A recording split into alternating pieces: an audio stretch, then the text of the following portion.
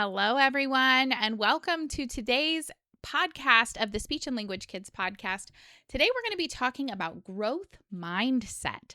So, growth mindset is basically the thing that we teach our children and our clients to help them understand that they can do hard things. A fixed mindset would be that they feel like they cannot do something and that they will never be able to do something. So, the alternative to that is a growth mindset where we teach them that they can do hard things, and it may take some extra tries, but they can keep trying and keep going until they get it. So that's what we're here to talk about today. I'm going to give you some strategies for how you can teach growth mindset during your sessions. We're going to talk both about how you can work it into speech language therapy sessions as it comes up naturally, but also how you can explicitly teach it if you have a client who needs a little bit more support. So welcome. I see BJ, Tony, and Irene. Hey, welcome, guys. You guys can pop over into the chat and say hello. If you guys have any questions as we're going through this, please let me know. And if you would like to listen in live on any of our podcast recordings, you can head on over to hub.speechandlanguagekids.com. We love having people come on so I can answer questions as we go along. Okay. So let's start by just kind of talking briefly about why is this idea of growth mindset important? When we are doing speech language therapy with our students, it's hard, right? We're doing something that does not come naturally to them, that they are having trouble learning. And because of that, it's really, really important that they are willing to try. And so there's a lot of different ways that we can help our children, our clients, be more willing to try. We can find reasons that they're motivated to work on something. We can tie it to something they're interested in. We can make it fun. We can make it a game. But one of the most important skills that we can teach children is this growth mindset of, I can do this. I'm just going to have to keep trying.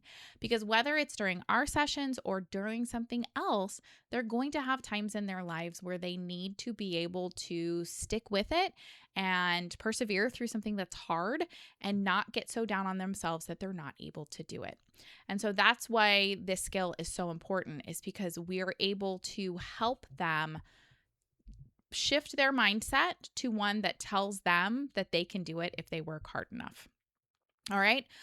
So often our children that are seeing us in speech language therapy, they have some executive functioning challenges. They may have language delays or other challenges that make it harder for them to learn and grow and succeed in school. And so this is a really important skill that we can give to our students to help them be the best versions of themselves possible. Now, I also like to think about this in terms of our neurodiverse populations and our neurodivergent kids, because this is something that can be very challenging for some children who are maybe on the autism spectrum or ADHD or some other type of neurodivergent. And so the way we can approach it, especially for those friends, is that we can make sure that they understand that this is not us telling them how to fix it. This is us helping them discover strategies that work for them to stay in that growth mindset. All right.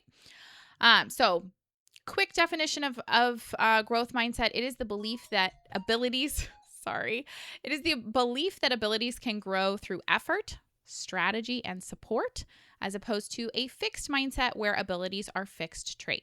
So, for example, if a child thinks I'm smart or I'm dumb, that is a fixed mindset. That is, this is just the way I am, and there's nothing that's ever going to change that, right? It's, when I was a new parent, I think I read somewhere that you don't praise a child for things that they don't have control over, right? You say, oh, wow, you're such a good helper. You helped in that situation. Or I really like how you picked out your outfit this morning, as opposed to saying things like, oh, what a pretty girl, right?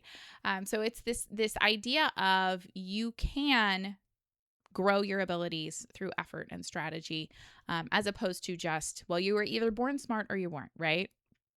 So it's not just positive thinking or empty praise, and it's not just about pretending that things aren't hard. It's about teaching children how to respond when something does get hard. So the way we want to present this to our clients and to our children, we want to teach them that the brain grows like a muscle, right? Nothing is static. We can train it just like we train a muscle, and it's okay to make mistakes. Mistakes are part of learning. That's how we get better at things. We teach them that effort and strategy are what lead to progress, and we highlight the importance of the word yet. So when they say, I can't do this, we say, you can't do this yet, right? Yet is a magic word when it comes to growth mindset, because it shows our clients that just because they can't do it right now doesn't mean that they'll never be able to do it. So this all goes back to a bunch of neuroscience stuff. There's tons of research behind this. We know that brains have this plasticity where they can continue to learn and grow, and you can help your clients, especially some of those ones who are maybe a little more advanced on the language side or the cognitive side, and like understanding why things are the way they are. Those are great kids to help teach them about brain plasticity and how neurons wire together and how we can use that, use our brains to learn to do hard things, right? So if you have some of those students, I know the ones I'm thinking of, the twice exceptional students, the ones that are in the gifted program and they're also getting special services for some sort of delay or problem, those are a great batch of kids that you can tap into that. Hey, let's learn about how the brain works so that you understand where growth mindset comes from. And you can definitely do that with some of your other clients as well. You just may need to modify the language or the way you're talking about it. Okay, so there's two different ways that we can go about this. We can have an actual lesson that we do in our sessions where we're saying, hey, here's what growth mindset is. Here's how it works. Here's how we practice. Here's how we get better. So you can actually address it directly. But then we can also use growth mindset just kind of as it comes up in conversation. We can use strategies from growth mindset when they're starting to get stuck. So let's start first about introducing and teaching the growth mindset. This is where I would start, right? So I would recommend having at least a short conversation during your sessions where you're directly teaching growth mindset, so that when you come back to it later, you can say, hey, remember how we talked about growth mindset? We talked about this, right? Hey, Peg, welcome. If you guys have any questions as we're going along, pop those in the chat. Okay, so let's talk about some strategies for introducing and teaching growth mindset up front. So the first big one is shifting the way we're talking about ourselves and our abilities. And so we can shift from a fixed mindset to a growth mindset. And this is a really tangible way for children to understand this because they can hear the difference in the words. So this is a great place to start. So we explain what growth mindset is. We explain that our brains are like a muscle and they can get better at things if we put in the work, right? And so we can show our clients how we can take language like I can't do this to I can't do this yet. So we're basically giving them swaps, right? I'm bad at this. We can say, you're not bad at this. This is just hard for your brain right now. Or I got it wrong. Instead of saying I got it wrong, let's say my brain is learning, right? So we're giving them different words to talk about their abilities, to talk about their brain and talk about their thinking, right? And so we give them the words, and then that helps to shift the mindset. We can use some concrete teaching tools to help them understand this. So we can talk about the brain as a muscle, or you could say that the brain is like a garden and it grows with watering or effort or practice, right? So we can use some sort of metaphors. We can do some sort of a story-based intro. So you can read or tell a simple story about a character who struggles but gets frustrated and then tries a strategy and improved. So that's a great way to do it.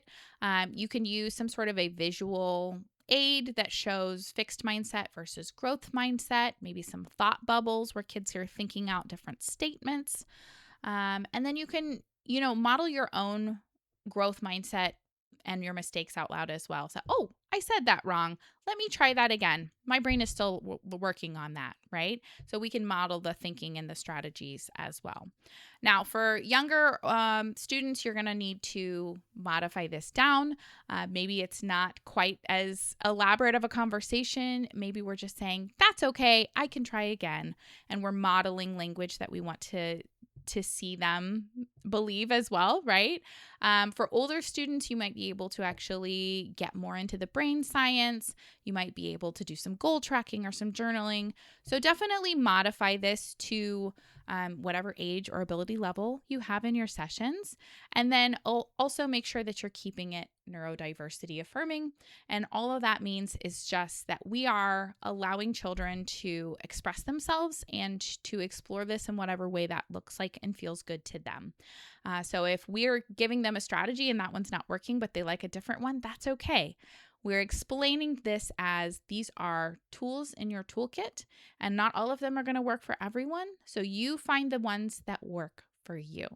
All right. Now, for our hub members, are those of you who are inside the SLK curriculum, all this coming week, this week starts right now. We have growth mindset activities featuring Buttercup, the speech gnome. So we have 5 different activities, plus there is a poster visual aid that's all about growth mindset.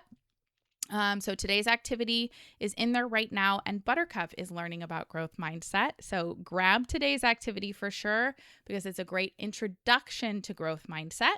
And then all of the rest of our worksheets for the rest of this week are going to help them practice. So there's one where Buttercup is having trouble, and so they roll a dice and they read a statement to help her get through it, right? So it's all this different I statements and strategies. There's one where that's called mistakes are not problems, where Buttercup makes a bunch of mistakes, but then we find out the cool thing that happened as a result of that mistake, right? So there's different activities all week long. Log in each morning to grab those. They only last for a day, and then we rotate them out for the new activities. So you always have a fresh new therapy activity waiting for you every morning. All right. So that's introducing the growth mindset. Now let's talk about using growth mindset throughout your sessions. So you're going to adapt the initial lesson to the level of the students. For a very young child or a child who is maybe cognitively not ready to really understand all of this, it's going to be a very simple little, 2-minute thing where we're just talking about I can keep trying, or it's okay to make mistakes. Now, for older students, you could do a whole lesson on this. This could be a whole thing, right? The way our Buttercup activities are designed, it's to be used alongside whatever else you're working on in speech. So you would practice your words, and then you would say, okay, now we're going to roll the dice and see what happens with Buttercup, and it's something related to growth mindset. And then you practice some more, and then you roll again. So you can do it like that, where it's not necessarily the focus of the whole lesson, but it's kind of, we sneak it into the game, right? Okay, so then how do we keep using this throughout the whole school year, throughout the rest of your sessions with this student? We want to make sure that this isn't a one-time lesson. This is a lens that they can apply anytime they hit a difficulty, right? We want them to have this tool in their toolbox so that they can pull it out when they're feeling frustrated.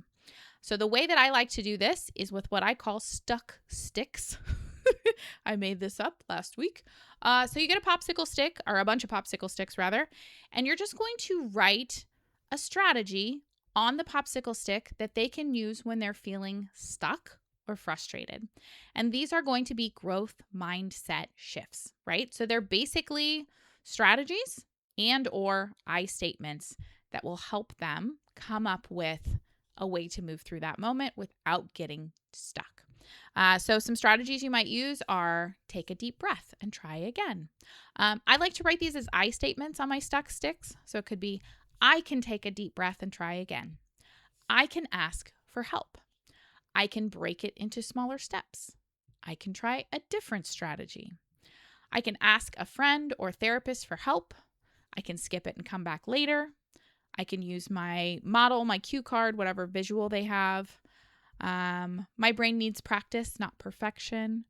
So there's lots of different ideas of different things you can write on the sticks. And again, you're going to customize this to the clients that you work with, whether they're older or younger or have more language or less language. And you're going to put these all in a cup. And then whenever they're feeling stuck, you say, you know what? This is kind of hard. Let's pull a stuck stick and see what we could do. And you pull one out and you read it. And then this allows them to practice these strategies in the moment when they're actually feeling frustrated. Now, inside the hub, I do have a full list that we put together on our make and take on Friday, because this was our make and take for the week. So we put together a big list. It's, I think, 2 pages long of different things you can write on sticks.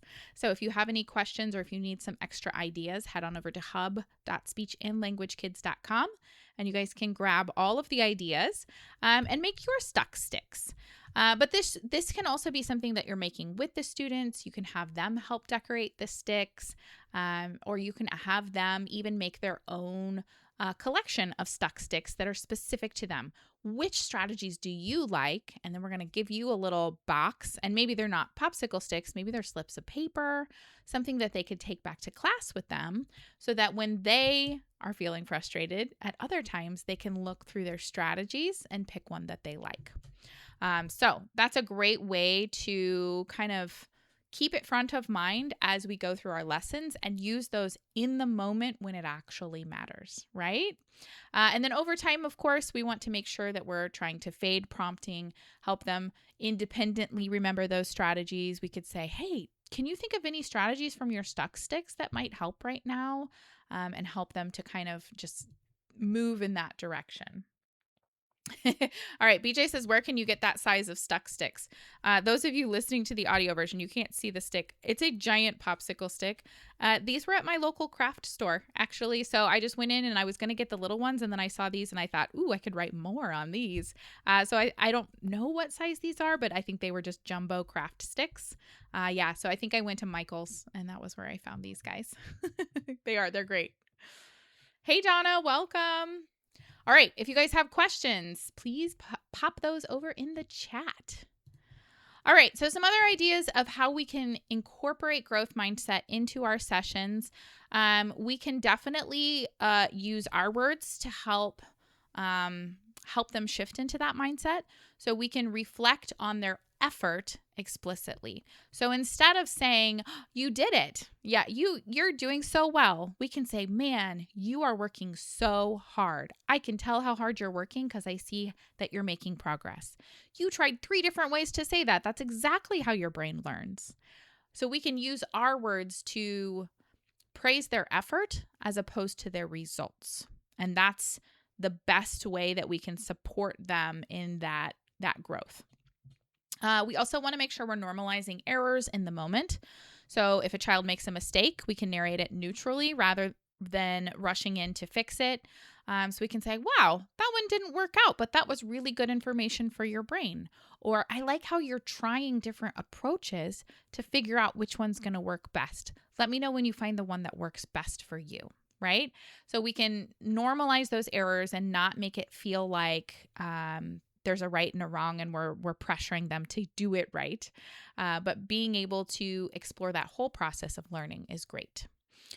We can also use some progress data to show them their past work or their recordings so they can see the growth over time, not just take our word for it.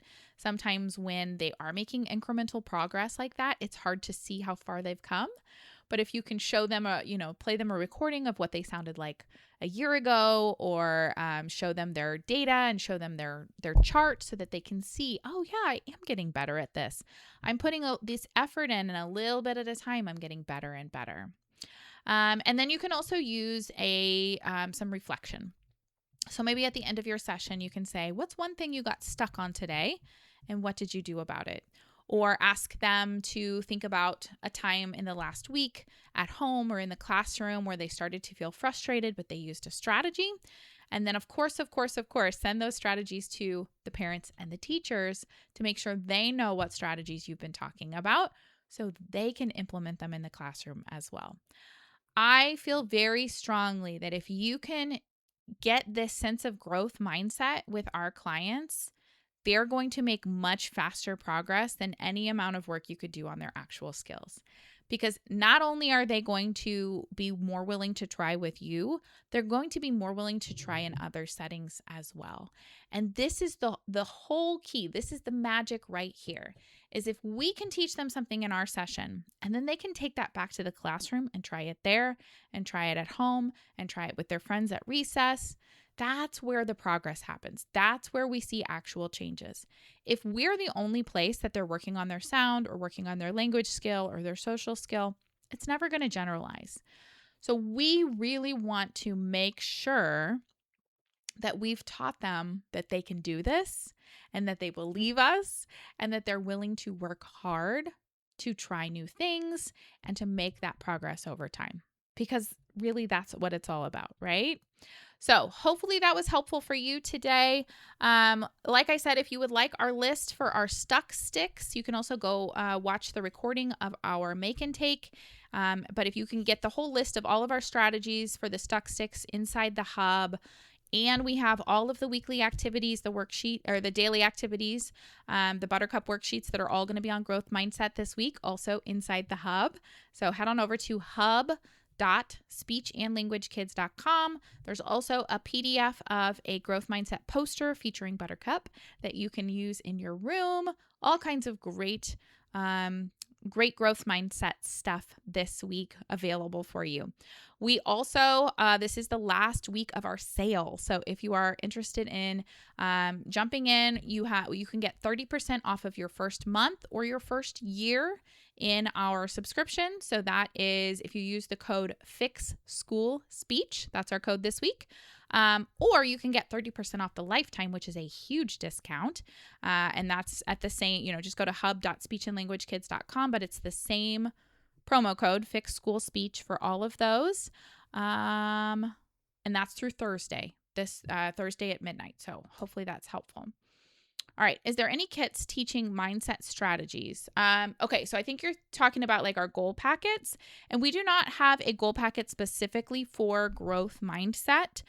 This is one that we're using alongside whatever other skills they're working on. But I do like the idea of having one for in our executive functioning curriculums, which we're working on putting together for this fall. I think that would be a really good one. We do have one on advocating for yourself, which kind of goes hand in hand, where you're being able to say, hey, I need help, or I'm going to need a minute, I need a break, being able to advocate for what you need, which ties in nicely to this. So if you're interested in that one, BJ, that is the emotional regulation and self-advocacy curriculum. It's a long name, but it includes kind of the whole spectrum of starting with working on the emotional regulation and moving into being able to advocate for oneself too. So that would be a good one, I think, to start with. Okay, awesome. Thank you all so much for joining me.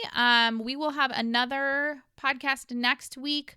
We're going to be talking about how to use Buttercup the speech gnome and all of her themed activities to help keep your sessions fun and fresh this year. So check out that one, and we'll have a Make and Take this coming Friday inside the hub for members only. And that one we're going to be talking about using Buttercup's welcome kit to get you guys going and get your students introduced to Buttercup and figure out how to work those into your session. Because the whole point of that is that you don't have to plan and prep things ahead of time, because the Buttercup activity changes every day. So you've always got something fun and fresh to use alongside whatever skill or goal they're working on. All right. Thank you, Tony. Thank you, Donna. Thank you, BJ. Awesome. Thank you, Irene. Thank you guys so much for coming, and thank you for listening on the podcast recording. Head on over to hub.speechandlanguagekids.com to get all the resources we talked about today and many, many more. We hope to see you on the inside. I hang out in there as well, so I'm happy to answer any questions or help you out with all your speech, language, and communication needs. All right, we'll see you guys on the next call. Bye for now.